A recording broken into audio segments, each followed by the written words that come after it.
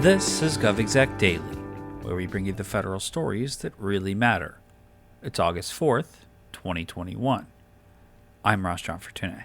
Since coming into office, President Joe Biden and members of his administration have touted their relationship with the federal workforce. Biden's predecessor, Donald Trump, had a more confrontational relationship with public servants, but the Biden White House has worked toward a reset of management-labor relationships in the first 6 months of the administration. Pay is a key part of that. A federal pay freeze was in place from 2011 through 2013 under President Barack Obama when Biden was vice president, but Biden has proposed an average 2.7% pay raise in 2022. If the Senate passes the Minibus package passed last week by the House, that 2.7% pay raise will move ahead. But House members in his own party say that Biden's plan isn't strong enough and have pushed for a 3.2% pay raise. That group, led by Representative Jerry Connolly of Virginia, say that Fed's pay increases have not kept pace with salaries nationwide over the last decade. Federal employee unions have also endorsed the higher pay raise figure. Government Executive Senior Correspondent Erich Wagner covers the workforce. After a short break, he'll join me to discuss the pay raise and other stories that he's been covering.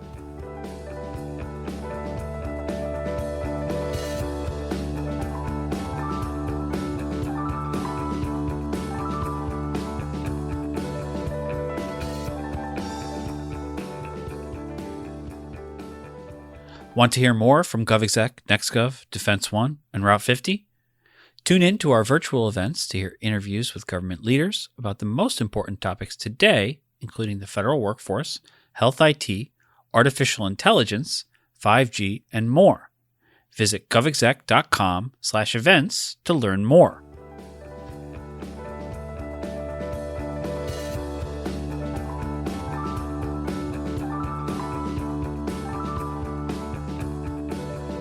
Last week, the House passed in a 219 to 208 vote a package of fiscal year 2022 appropriations bills. Absent in the package is a particular mention of a pay raise for feds, of which there are two proposed numbers. That minibus now heads to the Senate. GovExec senior reporter Erich Wagner covers the federal workforce. He joins me now to discuss the pay raise and other stories that affect federal employees. Welcome to the podcast. Good to be here. So what's the latest on the pay raise? It's pretty much the same as it has been. As you mentioned, nothing in that bill, which included the appropriations bill that typically includes language on a federal employee pay raise. There's no language in there about pay, so that means that the House has basically chosen not to override the president's proposal, and the president's proposal for next year is a 2.7% average increase for federal civilian employees. We still don't know how that is going to be broken out between basic pay across the board increase and an average increase in locality pay, but traditionally 0.5% of that number goes to locality pay. Has Connolly piped up recently about this at all? About the, his number is different than the 2.7. Is Yeah, he saying anything? He has a bill that would increase it by 3.2%, and that would be a 2.2% increase in basic pay, the same as the president's, but a 1% increase. Well, probably the same as the president's, I should say, but it would be a 1.0% increase in locality pay. He has not said much. He did not offer an amendment during the complicated floor amendment process, but yeah, I guess it'll be interesting to see what happens in the Senate and to see whether there's a late push by himself or from federal employee unions to get it attached somewhere later on in the process, either in the Senate or during conference committee. But it's looking more and more likely that 2.7 is going to be the number. Just nuts and bolts, when the Senate is going to take it up? No, I suspect they will take it up. I assume there will be some sort of committee work done over the next month, although, August is kind of the dog days here, and it's questionable whether they'll even be around to do it, but they'll have about a month once they get back from their summer recess to move forward on this. Yeah, August is a real dead zone for Congress, unfortunately. So anything you want to happen, better not bring it up in the latter part of the summer. Okay, let's move a little bit about the return to work stuff because OPM did put out a guidance about returning to work. We talked to Courtney Bublé a little bit about that yesterday. But what are the bullet points specifically about telework?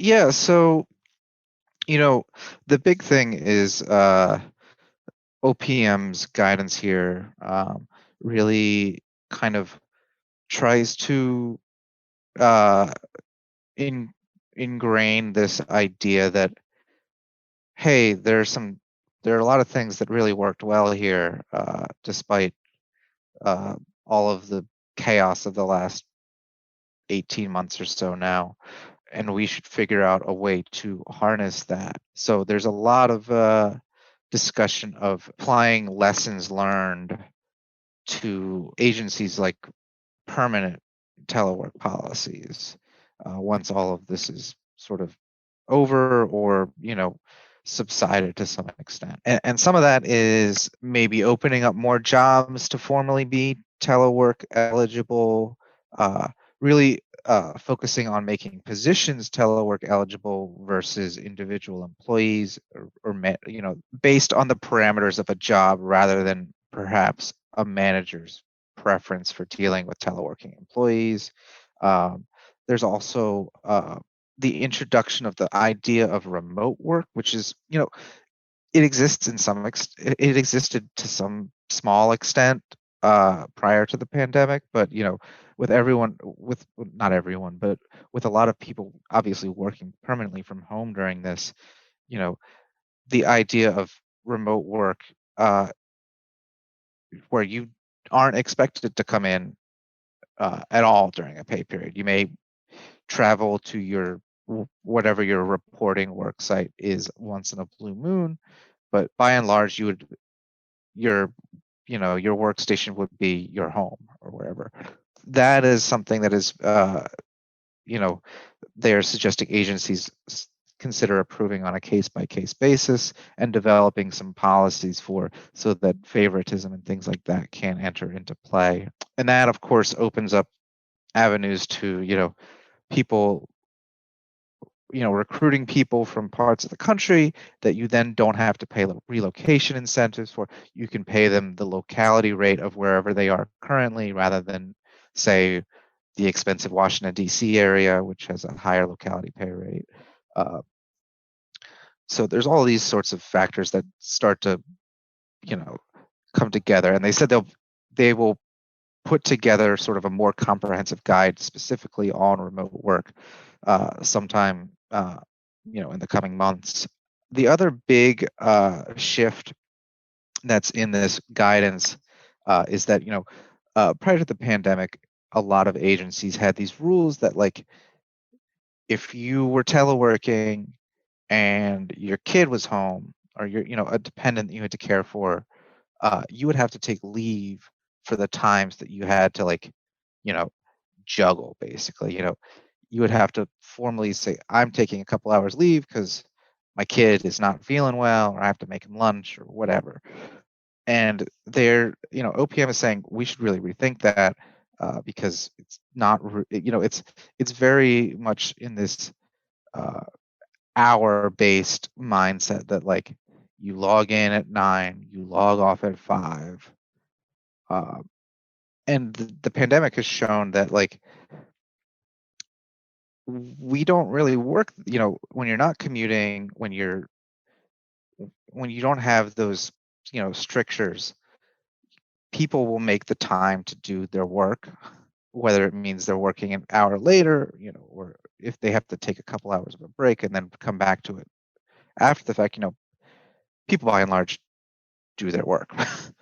And the focus on the 9 to 5 thing doesn't really work. So they suggest things like, in a situation where someone has a dependent, some sort of what they call maxi flex schedule. So, as long as you're getting your 8 hours in roughly around business hours, whether it be 8 to 4, 7 to 3, maybe even 11 to 8, or, noon to 8, or within a certain rough daytime set of hours, you should be able to do that. Yeah, it would seemingly depend on the idea, and this is not just for government, but the idea that if you need to do things with other people and you have deadlines to hit that involve other people, you obviously have to line up those times as best appropriate. You can't have somebody who has work that depends on others working from 11 p.m. to 7 a.m. because you're not going to get a lot of people to approve something, for example, at midnight. Um, but it does seem pretty normal to have this idea that as long as people get their work done and have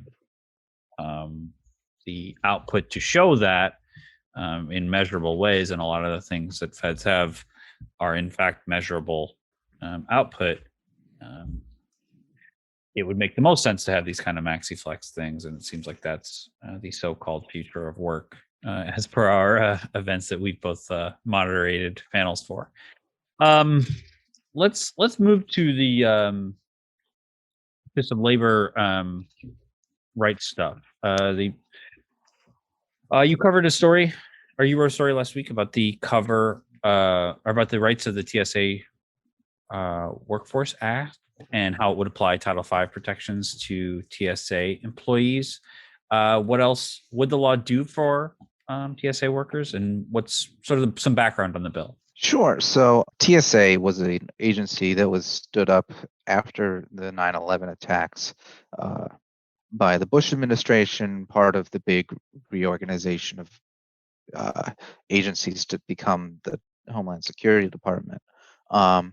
And one of the things that the administration and Congress included in the bill that established the TSA was this idea that the TSA has to be this agile workforce that also is sort of brand new to government, because prior to 9/11, individual airports and airlines were providing the security at airports.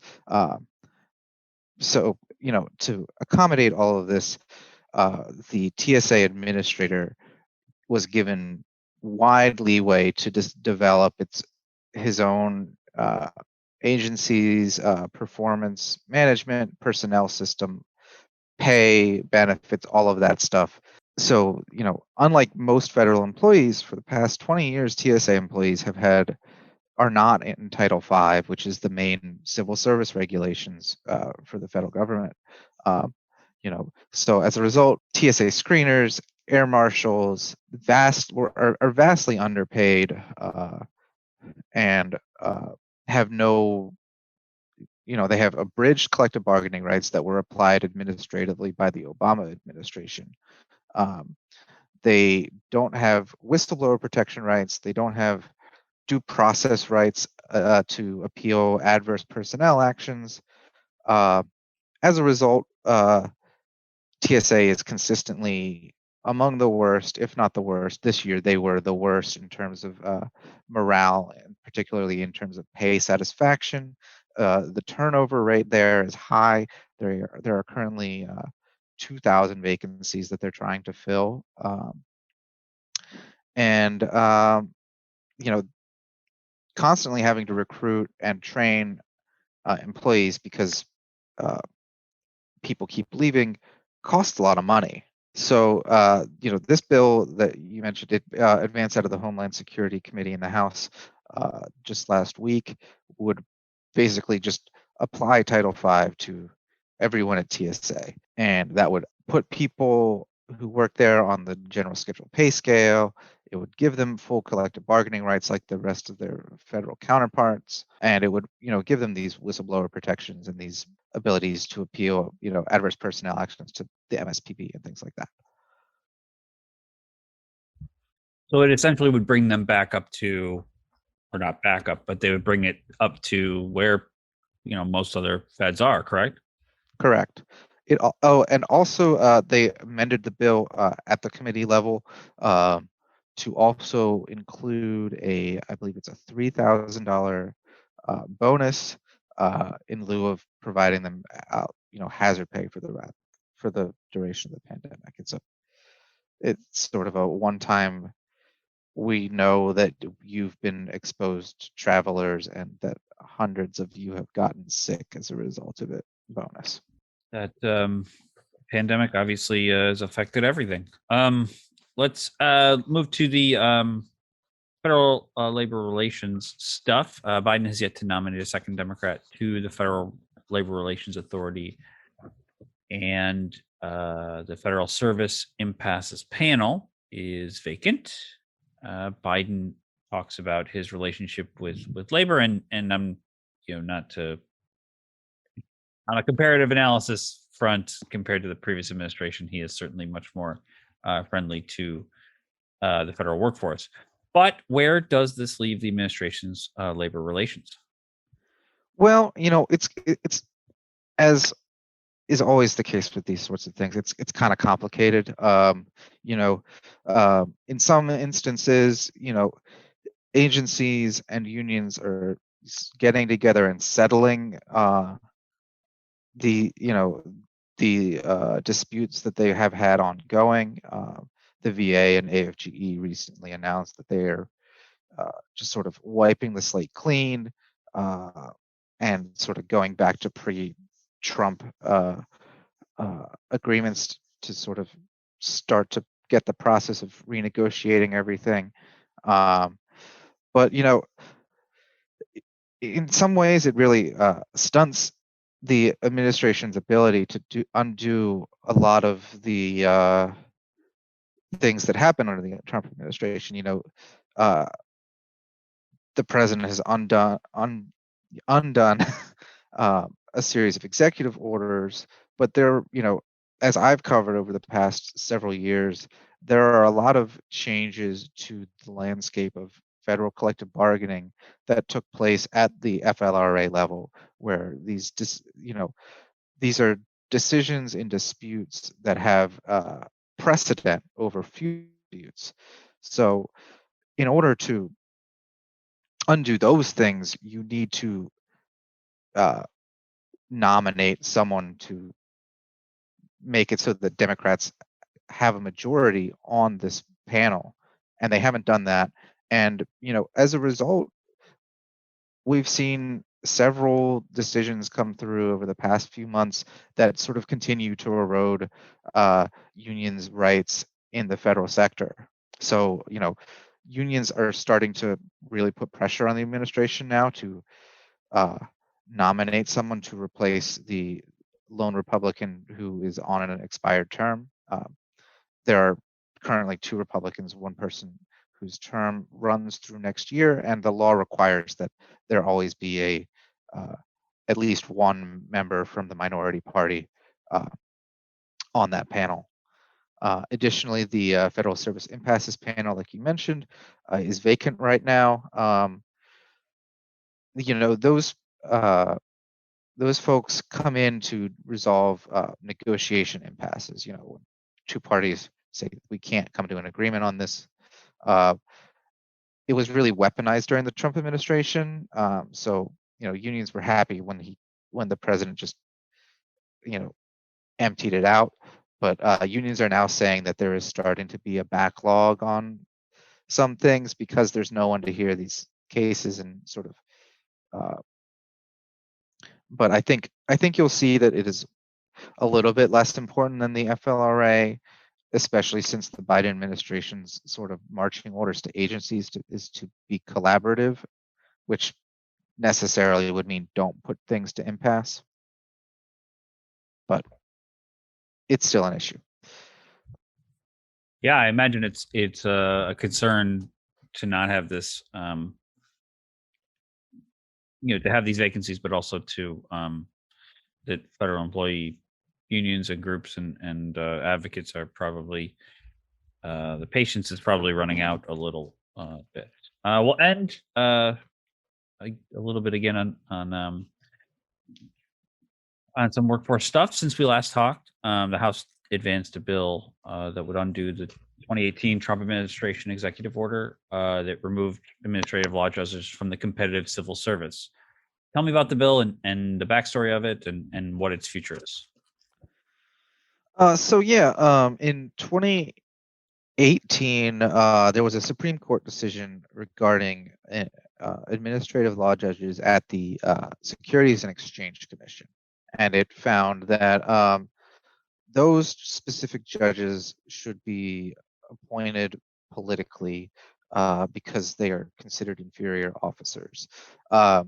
This decision was used, some say wrongly, by the Trump administration to exempt all administrative law judges from the competitive service, making them effectively political appointees, with some additional protections. But that order also reduced the minimum qualifications to be an ALJ, and as part of taking them out of the competitive service, it basically stripped OPM of its previous duty to vet these individuals, so that when an agency needed to hire an ALJ in the past, they would go to OPM and say, "We need to hire an ALJ." OPM would say, "Okay, well, we will." They do the solicitation and they vet the candidates, and then they give the agency a list of 3 competent ALJs and say, "You can choose one." So that was done away with this executive order. The bill basically says Congress is reasserting its rights to say how these people can be appointed, and we say it should be through this whole process. So it basically would restore ALJ's competitive service rights, and it would also restore the OPM process for selecting them. Basically, one of the big concerns about moving them out of the competitive service was that if agencies have more leeway to hire sort of whomever they want with lower qualification standards, you could hire, a Social Security administrator who wants to deny beneficiaries, disability claims, could then hire like-minded people who want to deny these claims.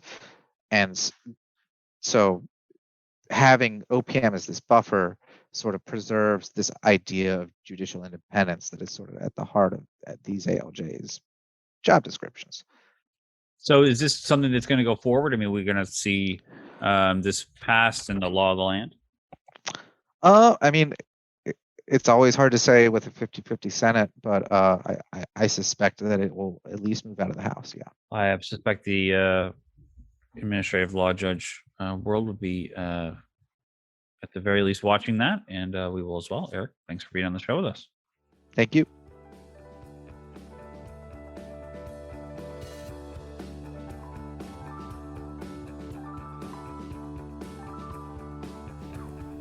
Thanks for listening to GovExec Daily. Our show was produced by Adam Butler and hosted by me, Ross John Fortune. We want to thank Erich Wagner for joining the program. Our music is the song Signals by Catfish Dancer. Be sure to rate, review, and subscribe on Apple Podcasts or Spotify or wherever you get your podcasts. You can email us any feedback at podcast@govexec.com or hit us up on Twitter @govexec. We'd love to hear from you. We'll talk to you later.